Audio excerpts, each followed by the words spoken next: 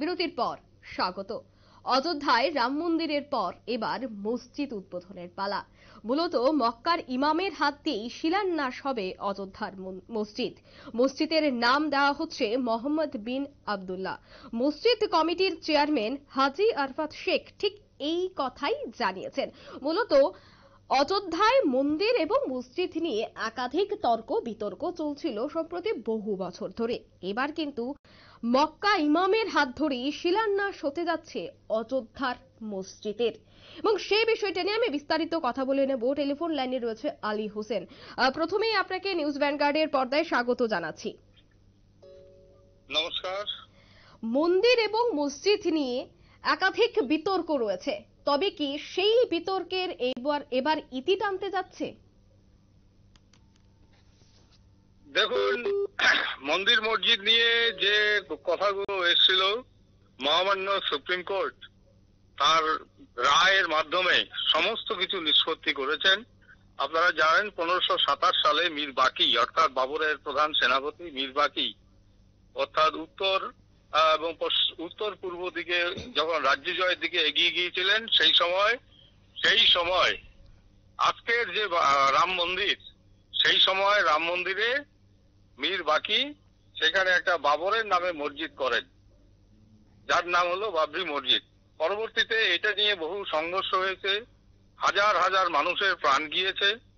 কিন্তু আজকের প্রত্নতান্ত্রিক নিদর্শন বা আর্কিওলজিক্যাল সার্ভে অফ ইন্ডিয়ার পক্ষ থেকে বা মহামান্য সুপ্রিম কোর্টের পক্ষ থেকে যে রায় দিয়েছিল, সেই রায়ের উপরে নির্ভর করে আমরা দেখছি যে রাম জন্মভূমি যেখানে হয়েছে বা আগামী 22শে জানুয়ারি যেখানে রাম মন্দির উদ্বোধন হচ্ছে, সেই জায়গা বাবরি মসজিদ নয়, সেটা রাম জন্মভূমি।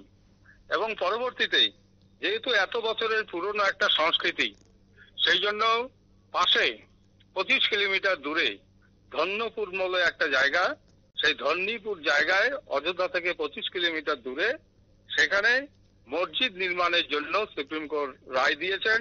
এবং এটা হবে ভারতবর্ষের সব থেকে বড় এবং সুন্দর আধুনিকতম মসজিদ, যার নাম আপনারা জানেন, যার নাম ইতিমধ্যেই করা হয়েছে। সেটা হচ্ছে আপনার মোহাম্মদ বিন আব্দুল্লাহ মসজিদ। একদমই খবর ছিল যে এই মসজিদের শিলান্যাসে প্রধানমন্ত্রী নরেন্দ্র মোদী উপস্থিত থাকবেন, কিন্তু আবার খবর উঠে আসছে যে মক্কার ইমামের হাত ধরেই শিলান্যাস হবে অযোধ্যার মসজিদে। তো প্রধানমন্ত্রীর কি আসছেন সেই শিলান্যাস অনুষ্ঠানে?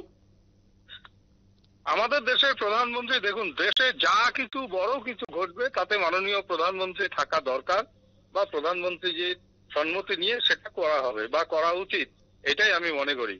মাননীয় প্রধানমন্ত্রী যদি সেদিন ব্যস্ত থাকেন তাহলে তার প্রতিনিধি আসবেন, অথবা সরকার যেটা মনে করবে যাকে দিয়ে শিলান্যাস করা উচিত, তাদের সেই সমস্ত দিগ্গজ যারা পণ্ডিত তাদেরকে দিয়েই সেটা করা হবে। একদমই, ধন্যবাদ। অযোধ্যার মন্দিরের পর এই মুহূর্তে অযোধ্যার মসজিদের শিলান্যাস হবে, এবং সেই শিলান্যাসে প্রধানমন্ত্রী নরেন্দ্র মোদীর আসার কথা ছিল, এবং খবর উঠে আসছে যে এই মুহূর্তে কিন্তু মক্কার ইমামের হাত ধরে শিলান্যাস হবে। ঠিক এই খবরটাই অযোধ্যার মসজিদ সূত্রে খবর। নিয়ে নিচ্ছে ছোট্ট একটি বিজ্ঞাপন বিরতি, রয়েছে আর অন্যান্য সংবাদ, সাথে থাকুন।